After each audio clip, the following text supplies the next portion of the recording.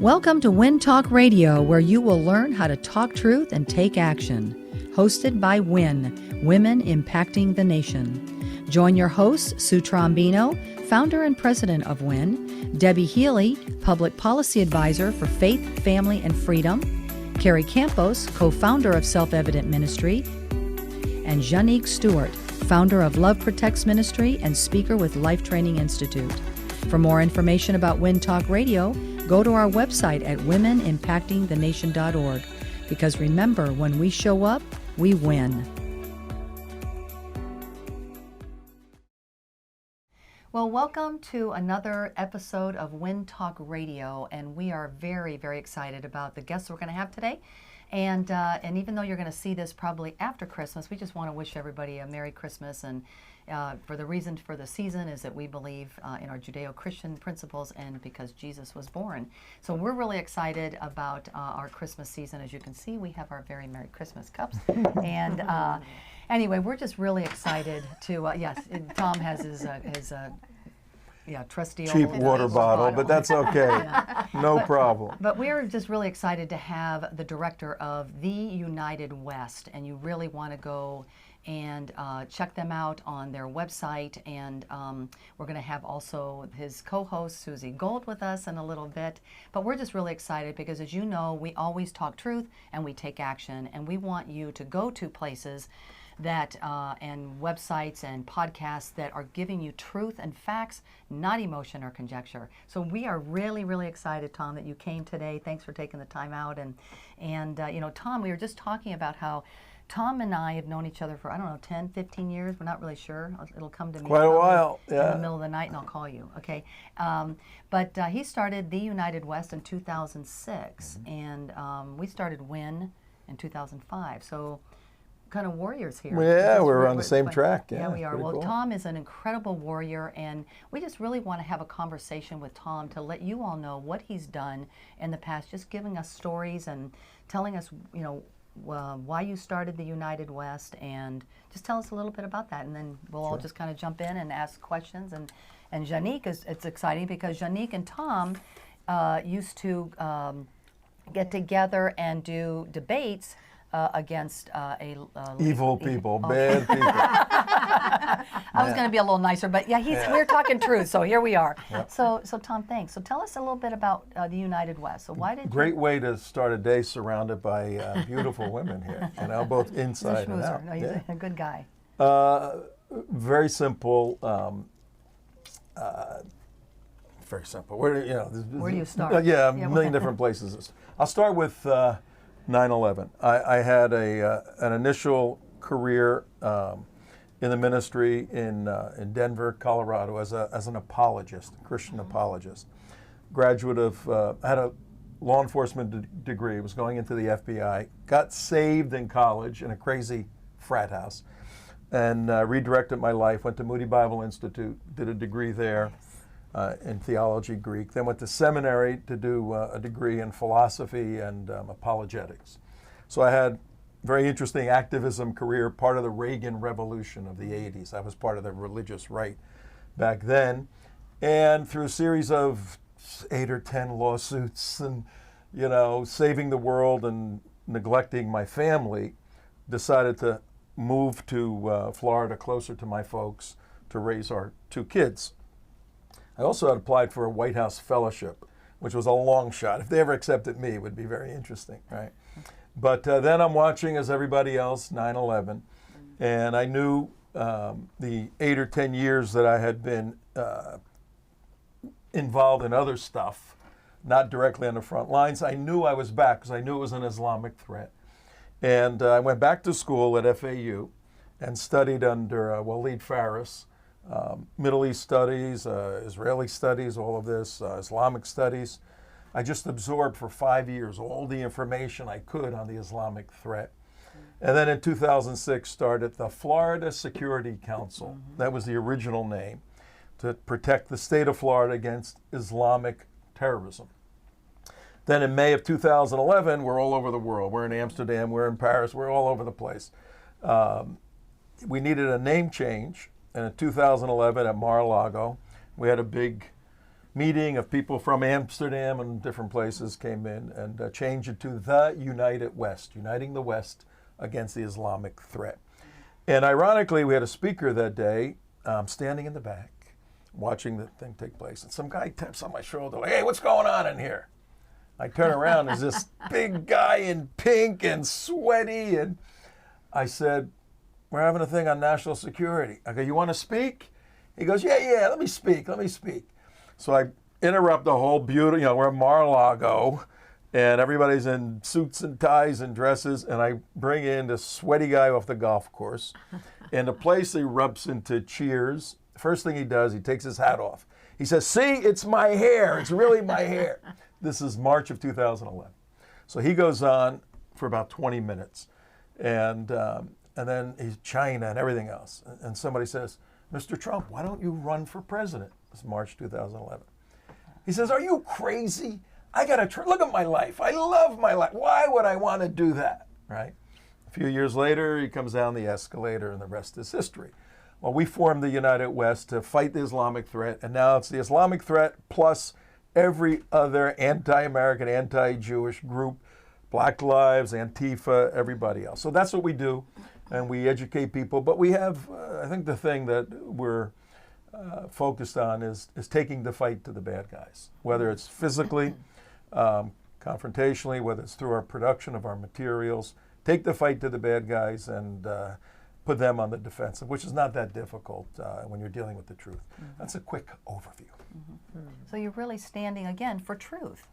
And that's what we really want to do. And I think people are looking for that. I know that we find that when we're traveling around in our in Liberty, that's what we call her now, is Liberty, is where the grassroots, the people are looking for people like you, Tom, that are standing. You really are a lion. You have stood the course. You haven't backed down, and we just need more people like that. And I think that God is, we talk about it all the time, but God is really separating the wheat from the chaff and the sheep and the goat right now, and He's really exposing all this nonsense. And people are going, wow, it's amazing how many people do not know as much as you're doing what you're doing, and then your co-host, as we're going to have her on in a little bit. You guys are really exposing so many things, and you've been in some really amazing situations, and even with the, I think, didn't I do a video for you? I didn't want to have my name. I said you can say Sue, but you couldn't say my last name. It was with that guy, that Islamic guy. What's his name? The bad guy that went into with the sheriffs. You exposed him. He went, the sheriff that was running, and he went into the mosque down in Fort Lauderdale. That video that you and Mark did. He became a deputy sheriff. Deputy sheriff, yeah. But he's, what was his name? No, it wasn't Israel. It was. No, I forget his first name. Yes, he was the head of care for South Florida.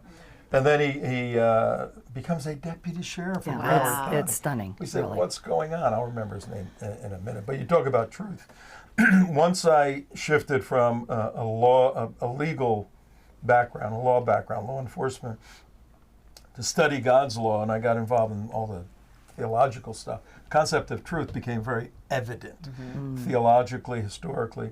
And when you're doing a master's, you have to write a thesis. I wrote my thesis on the biblical concept of aletheia, of truth. And it just, that was in the 80s. It just formed my life that I need to fight today, tomorrow, and forever for that which is true. How do you define that which is true? That which is in accord to reality. What is that which is in accord to reality? Well, that's where the homework takes place. Because right now, Nancy Pelosi will say, it's true that all of us are insane people, and their version of America is true. And we say, no, our version. How do you determine that which is true? That's my work. I lay out how to do that, and the evidence is to do that. But the problem, Jannique and I were talking earlier, we're dealing with a culture that has abandoned Aristotle, Aristotelian logic. A does not equal non-A. All of these things, the canons of thought, have been abandoned. So it's very difficult to reason with people who have abandoned the capability to reason. So you have to smash them over the head. Well, it's we say a lot too. A nation of non-thinkers is easily led. we just repeat that quote, and that's where I think we've all of our society has been misled because we have stopped thinking. Now, Tom, you are also a very fierce defender of the Constitution, but also a defender of Israel. So I actually want to ask you a question regarding Iran's Brigadier General Shekarshi. Now, I think it was around November 27th. Now, we know that he is a very fierce and vocal proponent for the total elimination of the Jewish state. Let me guess what he said.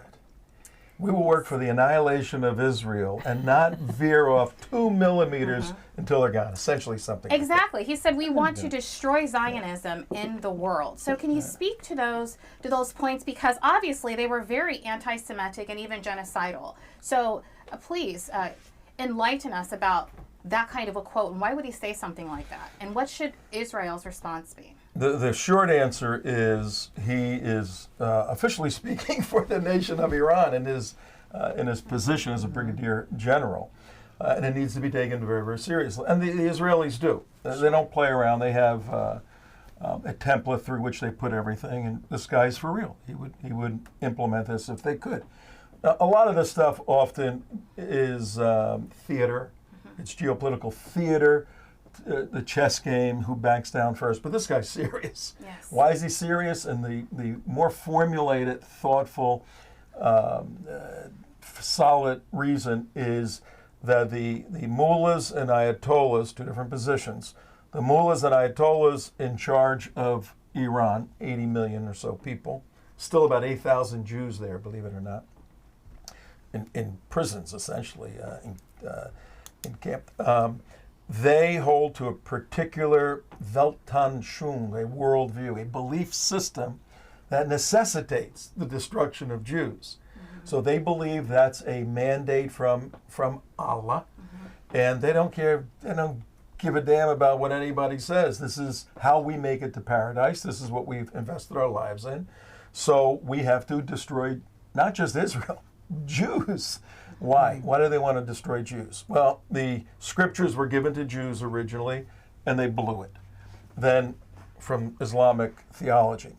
Then it was handed over to Christians, and they blew it. So the last great prophet, Muhammad, has the truth and has to destroy the infidels that came before, particularly the Jews. So it's a real threat, and it could lead to a conflagration in the Middle East in the next 4 or 5 months. Well, that's why it's so vital for our listeners and everybody that we talk to is to really get educated with truth, and really, I mean, again, you have to have your foundation of what you believe and why you believe it, and so I think what you're doing is, it's amazing. I really implore people to go to, is it theunitedwest.org? Is that what it would be? The United West, like the Ohio State, theunitedwest.org. Okay, .org. And really it's important that you all go and get educated, with truth and facts, not emotion, not conjecture. And, if you want to look at both sides, then fine. That's what we want to do, trust but verify kind of thing, listen to what we're doing. But we're very, very humble that we get to bring, some incredible, people that are on the front lines of the battlefield, to bring you truth, and because we have so dumbed down, and but we're gonna come right back and have another segment with Tom and ask him some other questions. But just remember that you can go to 844-946-8255 or go to womenimpactingthenation.org, because we always talk truth and take action. But we'll be right back with Tom Trento. Here at Win Talk Radio, our heart is to encourage people and give them hope. As Christians and conservatives, we spend so much time focusing on the negative and what the left is doing and what the Democrats are doing, when the reality is God is moving powerfully, and we see it everywhere we go. He's waking up people, opening their eyes to the truth. And so the very reason, or the very thing that we see as a negative, that the media is not showing us the positive proves that we are winning the day. And so we just want to encourage you to take a stand, take a fight, speak boldly, because people are listening and God is opening eyes. And so the reality is when we show up, we win, and God will win the day through his people when we do it together in unity.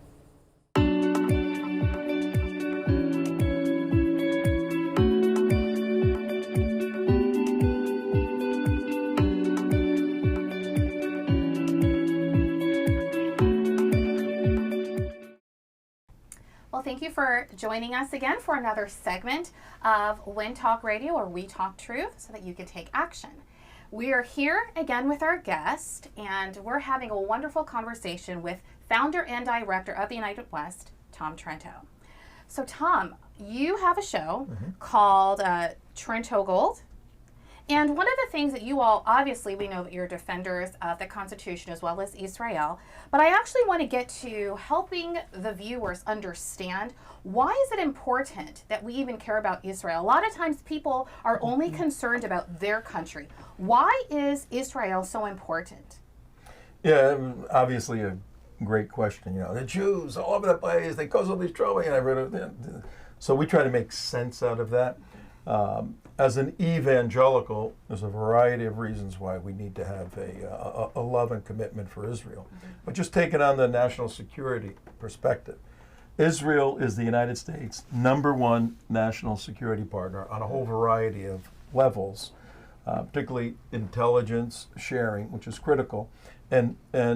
But for the 7 million crazy Jews that live on this little island surrounded by 330 million Muslims, most of whom want to kill them, if they all decide to leave and go to wherever, Boca Raton, they all want to go to Boca Raton, then an Islamic onslaught would take place in the Middle East. There'd be war after war, and sooner or later there'd be wars in Saudi Arabia, and Muslims, probably the Iranians, would control 60% of the world's oil supply.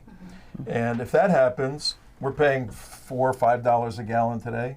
The Iranians tomorrow would say, Jannique, your gas is going to be $22 a gallon. And they shut down the West. So just on simple levels, the Israelis are the bulwark against the Islamic invasion and destruction of the West. Just for that, we ought to be supporting them. We'll leave it at that for a moment. Sure. I just have one more question before I will just kind of kick it back off over here. On your show, you also talked about the whole concept. I kind of want you to unpack this for the viewers. Hamas in Israel is committed to killing Jewish families. Hamas in America is dedicated to killing Jewish freedom, but the Biden administration is dedicated to killing the Jewish future. What do you mean by that? That's pretty good. We're good around. Did I write that? We're good around here. Pretty good. We're good Found around that here. somewhere. If you want to know what an American is and what an American believes, you go to the founding documents. You read them. If you want to know what the Hamas believes, you go to their founding documents, and they have them. And you can go online and you can read them. And just what you said, they're committed to the destruction of Jewish people, and from the river to the sea, the whole thing. So they want to obviously kill Jews, and they fight continually to do that, the Hamas. The Hamas representatives here, Ilhan Omar, Rashida Tlaib, AOC, all of these people, they're essentially the front public relations arm of the Hamas. They try to paper over their evil nature, and they're being very successful because now they have some of the leftist Marxist groups join in, and they use the term Zionists, not Jews, Zionists. A Zionist is a Jew. If you believe in Jerusalem, you're a Zionist, right? So they try to do that, and they try to gain political momentum, and they're doing that to push Israel further and further into some defensive posture. The Biden administration, we know he's infiltrated at several levels. He's not even infiltrated anymore. He selects people. I'll take that person, and their agenda is somehow to suppress Israel and advance Islamic supremacy worldwide. So this trinity of evil, we have a trinity of truth. This trinity of evils working together with Hamas, the ugly head of Hamas at the center, to destroy Jews and the nation of Israel. Who's going to stand there to protect Jews? The Chinese know. The Russians know. It's the evangelical Christian, best friend of a Jew today. Wow. And I got 3 reasons why Jews should celebrate Christmas with their Christian friends. Yeah. I was thinking about this, but we can do that another time. No, go ahead. Yes. I was driving, and I said, my poor Jewish friends, they're going to go eat egg foo young when we have this feast, turkey and meat and everything, and my poor friends are eating Chinese food, and I like Chinese food. I said, why don't they come and celebrate this with us? 3 reasons. One, Jesus could be the Messiah, Pastor Hagee and his rabbi friend said, whichever one turns out to be the Messiah, we'll be with that. So, okay, maybe he is, maybe isn't. It's his birthday party, Jesus, right? If I invite a friend to a birthday party for you, that friend doesn't have to like you. Out of respect to me, the friend is coming to your party. They can actually not like you. So I can have a Jewish friend be my friend at the birthday party, and they don't have to do anything, but they celebrate with us. And the third reason is the whole Chinese food thing versus a feast. So those are 3 reasons. So, Geez, I think maybe I got to work on that a little bit. why is it that they do like Chinese food? I want to ask you. It's the only restaurants open. Oh, well, on that's Christmas. okay. Yeah. Then my husband must be, and I say this tongue in cheek, but he must be. I don't know if he's Jewish or Oriental because he loves Chinese food. He could eat Chinese food 24/7. I'm just like, oh my gosh. But Tom, talk about, because I know you're about to do, or you're in the midst of doing a documentary or a 6-month show. Can you tell us about that? It's about the border, because obviously the border is very important. Starting in January, we will have 9.5 months to save this republic. Mm-hmm. And because you have a month, obviously we vote in November. Everybody should be registered to vote. But then you vote a month before that. Maybe they're trying to make it 2 months before that. I don't know. But you have 9.5 months to save this republic. But they're bringing an onslaught of people in here. I mean, New York is saying, oh yeah, you don't have to be an American citizen. You can vote no matter what. That's why they want to bring people in here to change the dynamics of our Constitution. But also Israel's going through the same thing with their borders. And I mean, obviously this is a spiritual battle. We believe that. But tell us about what you're doing, what your documentary is about, and a little bit about because I know you've been to the border and it's very serious. And it's not easy to go down there. I at some point would like to go. I've never been. I mean, I've lived all over the world, but I've never been to our border. Right. And it's almost like what I see, it's almost like living in a third world country down there from just the pictures I see. But you've actually been there. So tell us a little bit about your documentary, what you're doing with Anna Gold, and what you're doing to educate us all on the border. Absolutely. Over the past many years, we've taken groups of Jews and Christians to Israel to learn about national security principles that can be applied here and the support for Israel. Part of that is the study, serious investigative study of how the Israelis have secured their border. And I've been on the whole border of surrounding Israel, all 5 countries there. We have a similar problem on the southern border of the infiltration of illegal people who want to be here for whatever reason, better economy, whatever it is, a non-malevolent reason. Still, they're violating federal law, but we also have evil people penetrating the border to destroy and kill Americans. Same thing the Israelis have. So we decided, with the objective of providing an educational piece coming out next summer, to persuade voters to defend the border and save lives. Defend the border and you save lives. We decided to do this 90-minute documentary, and we've secured an individual, high-level Trump official, who basically going to tell his story of all these years as a law enforcement officer on the border. So to see the border through the eyes of an individual who spent 30 years there, dealing with every human tragedy, every drug situation, every human trafficking, every mess you could imagine. And he has said, if people understood this the way I understand it, we can solve this problem. So we're going to tell that story. It's a 6-month production. We got to raise a bunch of money to go, obviously, do it. But it will help save this country, because regardless of what party you're affiliated with, you know existentially inside of you that thousands of people rushing over into your country doesn't make sense. It doesn't make sense. It doesn't make sense. Wow. Well, just I think one other aspect is with WIN Talk Radio, obviously we talk truth so that people can take action, but we also don't like to close without having some type of action step. So how can the American people, what do they need to do? What are some key takeaways that it's critically important for those who are lovers of liberty? What actions can they take to also take a stand?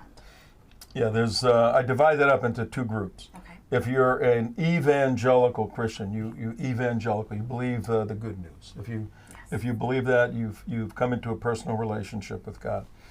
If that exists, then the Bible affirms the fact that you have a spiritual gift. You have a unique capability that goes above human capacity when infused with the Spirit of God fulfilling His plan. It's a beautiful thing when it happens. Step one for those individuals, you got to find out what your gift is. If you ask a Christian, what's your spiritual gift? They've been a Christian for 30 years. I'm trying to figure that out. I figured it out because it plagued me and bothered me 30 years ago, that it was the gift of administration. I could see the world differently. I see a million things coming together at the same time. Once I understood that, then I understood why everybody yelled at me all the time for taking control of things. You're always taking control of a football game, whatever it is. Oh, you always think. Then I realized, whoa, this is a gift. So I read every book there was on how to manage that gift properly. So in order to contribute to saving this country, you've got to determine your spiritual gift, then jump in to WIN, to United West, whatever, and we'll figure out a way in which you could apply your spiritual gift. Conversely, if you don't find yourself leaning over to the Christian side of the ledger, then what drives you? What is your passion? Is it helping people? One of the best illustrations I've heard, you're in a restaurant, somebody's holding the tray, and they fall and everything goes flying, and the person falls down on the ground. The person with the gift of helps immediately sees that waiter in trouble and goes over and starts nurturing them. The person with the gift of teaching comes up and goes, you shouldn't carry all of those things at once, it's going to fall down. The person with the administration, I see somebody needs help, need an ambulance, we got to have the food done. I see all the pieces coming together. So you got this one event, but different motivations drive individuals. Find out the motivation that drives you, jump into one of the groups, and we'll connect you. And once your motivation is connected with a need, boom, you're a warrior, like that shirt says. It's kind of like when you're on the battlefield and you have wounded soldiers or whatever, you have to triage. And just like what you said, what is my role in that triage? In that triage, exactly. Exactly, yeah. And I think that that's actually a great way to describe where we are right now.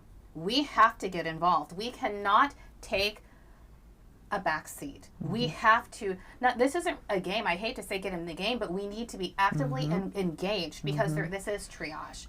And I think that oftentimes people think it's other people's responsibility. No, it's every single one of us, all of us together.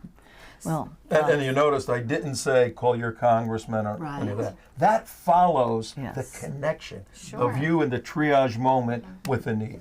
Yes. Well, you know what? This is so awesome because that's kind of what we do at WIN. We ask the questions, right? A lot of times, people are waiting to be told what to do, but then when you ask the question, first of all, why are you watching? Why are you here? We always ask that question. But the second question is exactly what you said. We always say, what's important to you? Not to your spouse, your best friend, your neighbors, your kids, but what floats your boat?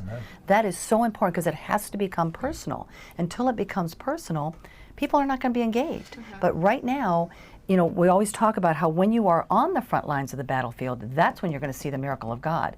And that's why it's a lot, sometimes people go, how did you do that? How are you just going? Well, it's because there's a passion and you just do. You walk in your authority. And as Christians too, we're not walking in our authority. That's why we're in the mess that we're in, because we're not taking authority of what God has given us. He put His providential hand on this country and we've usurped our authority. Now we've got to take it back and we've got to be all in. Everybody's got to be on board. Everybody's got to be, we've got to all jump in the boat. Sometimes, everybody's got to have their position, no matter how small it is. It doesn't have to be massive. Then we talk about numbers all the time. That everybody thinks you got to have, 100,000 people at a rally. Or no.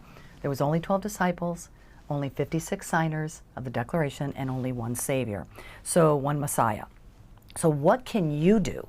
And that's what is take something, right? And find your gift. So that was really, that's very powerful. Yeah. Yes. You know. Yes. So last thing, can you please remind our viewers, where can they find you?